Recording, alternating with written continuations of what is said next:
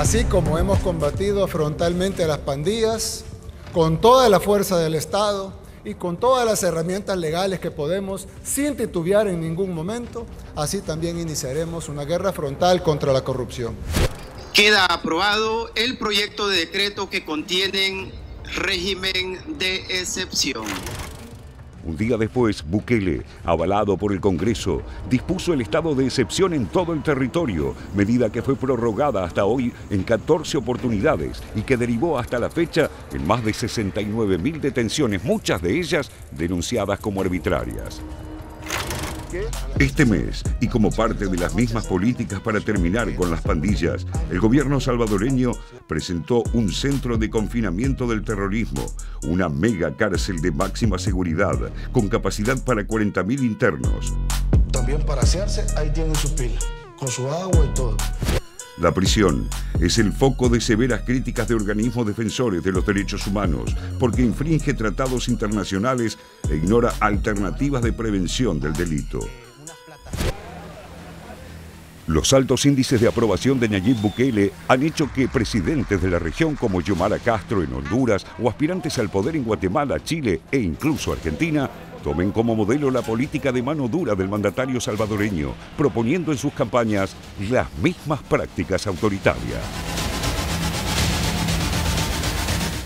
John Kibler, entre otras cosas, escribió una historia oral de la infamia, un hombre que no le es indiferente la vida de los demás, de los otros que somos también nosotros mismos. Bienvenido. Muchas gracias, muy buenas noches. Aquí con Leticia Martínez queremos conocer qué quisiste y qué pretendés más allá de todas estas historias brutales. ¿Qué quieres contarnos? Pues hablando del tema que apenas estaban conversando por acá, el tema del régimen de excepción en El Salvador, que se ha vendido a nivel mundial como un camino para usar la mano dura, entre comillas, para acabar con criminalidad, peligrosidad. Y yo fui a El Salvador en mayo del año pasado, al casi un mes de haber declarado el régimen de excepción, para investigar qué estaba pasando.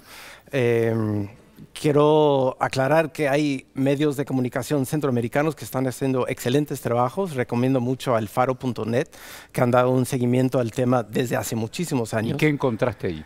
Pues lo que yo busqué un ángulo de visión diferente. Yo fui a una comunidad rural chiquita, lejos del centro del país, de la capital, Guarjila, en el departamento de Chalatenango, que es una comunidad con lazos muy profundos con la guerrilla y con la izquierda en El Salvador.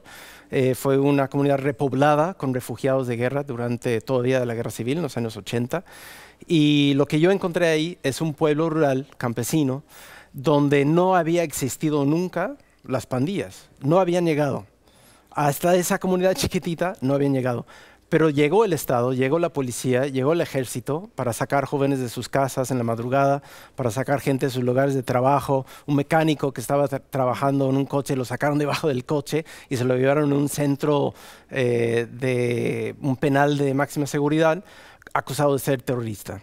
Entonces es como la otra cara de lo que están presumiendo como el régimen. ¿Cómo explicarías justamente eso, no? Porque por un lado vemos un Bukele con una popularidad que no tiene ningún mandatario de la región, 90% de popularidad, bukelistas y antibukelistas que dicen, bueno, las pandillas no controlan más el territorio, pero por otro lado esta cara que contás, de hecho, bueno, organizaciones de derechos humanos que dicen, mi papá era víctima de las pandillas porque tenía que pagar y se lo llevaron preso también.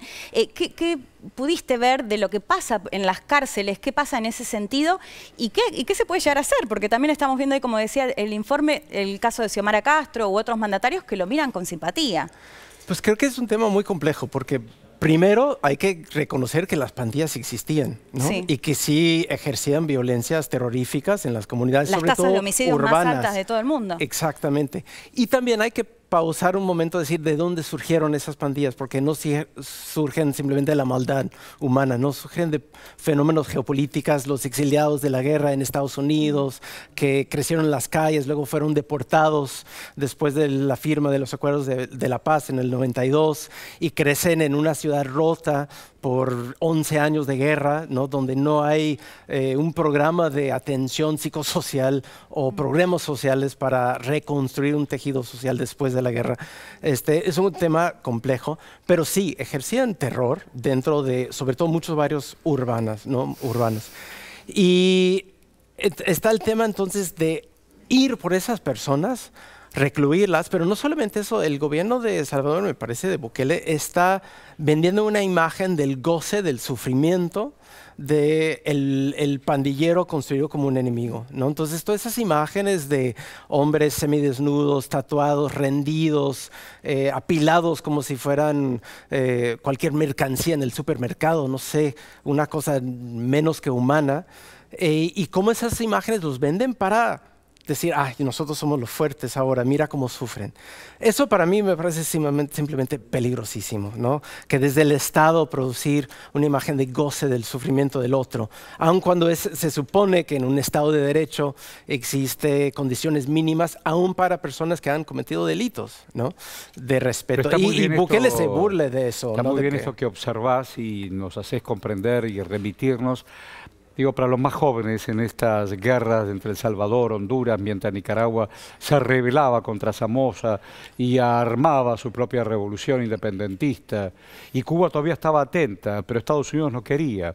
Hay un caso de aquel Capitán Norte y compañía con contrainteligencia. Claro que todo eso pasó hace mucho tiempo, pero los hijos de los hijos de los hijos han vuelto a su tierra salvadoreña o hondureña, y como vos bien lo describís, las ciudades están rotas y no hay un mecánico, una modista o un comerciante.